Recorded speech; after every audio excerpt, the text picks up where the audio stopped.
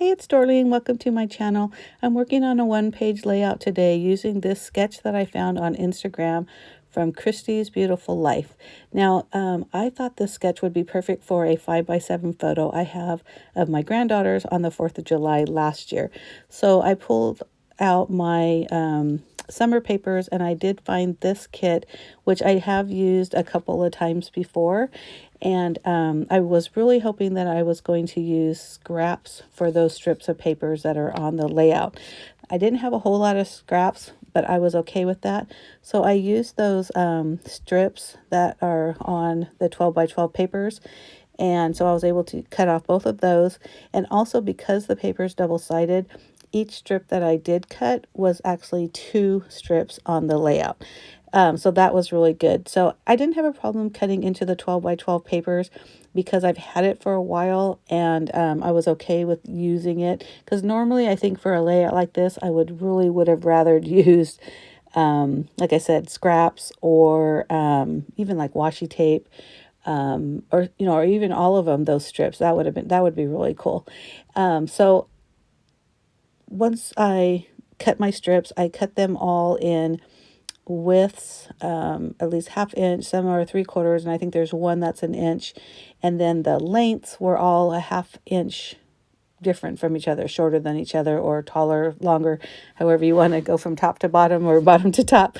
But so I also have some die cuts, embellishments from Pebbles, which I've had for years. As a matter of fact, I think I bought them at a scrapbook expo, and I haven't been to one of those in at least 3-4 years. But and I have used them again for other 4th of July kits. So I was just kind of thinking I'm going to use as many as possible without overloading the page. Now, the original sketch had 2 really small, I think probably 3x4 photos. So the descent, or the pyramid, if you want to call it that, of strips was very noticeable, and it needed to be, one bigger, a little bit bigger than the next.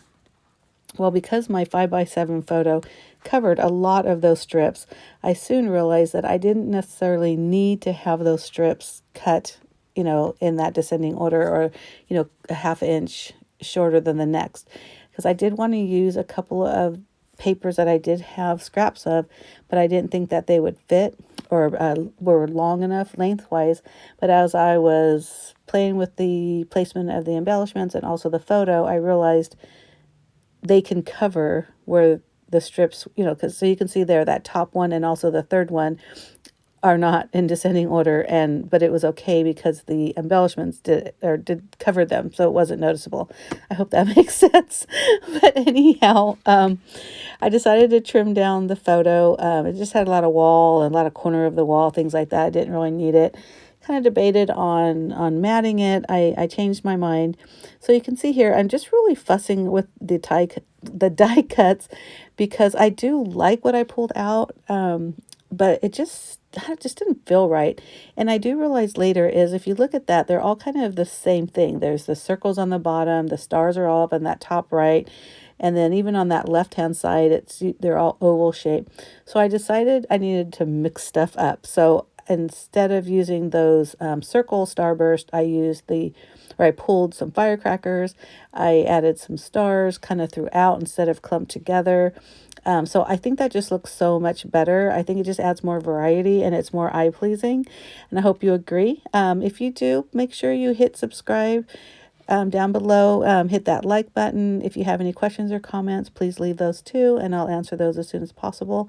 So once I was sure of the placement of the embellishments, I just went ahead and adhered them down, and I really do like the way those look. I did have some enamel dots, so I'm going to add those as well. Well, I should say stars, because they're basically enamel stars. I think there's a couple of dots that I put down as well, but basically it's a pretty simple layout. The only really hard part was me just determining the embellishments, but other than that, it was pretty simple and a really easy way, like I mentioned earlier, to use scraps. So I hope that you like this. If you have any oh my goodness, if you have any questions or need more information, you can leave the comment below. You can also check my blog, which the address will be below.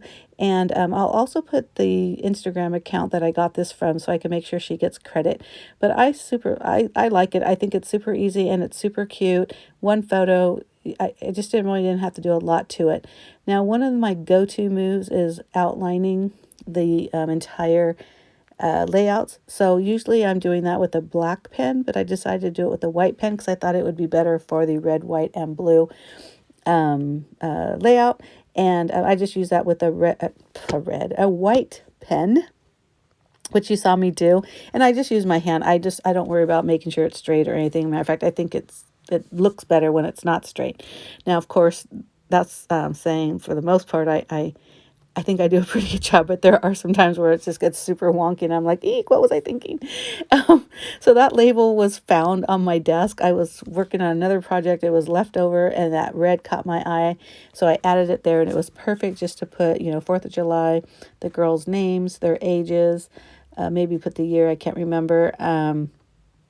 But it didn't need a lot of journaling because there wasn't a lot to tell. I mean, that's 4th of July and they take a picture. So anyhow, I do add one more thing, which is the sparkle. And it's basically like just a splash of something. So if you have paint or any of the sprays or things like that, it would be an addition. And this sparkles, so it's perfect for a sparkle, boom, and pop layout. And I hope you agree. Again, if you like this, please hit the like button. Make sure you hit the subscribe button down below. And if you have any questions or comments, leave it as well. Thank you so much for watching. Bye.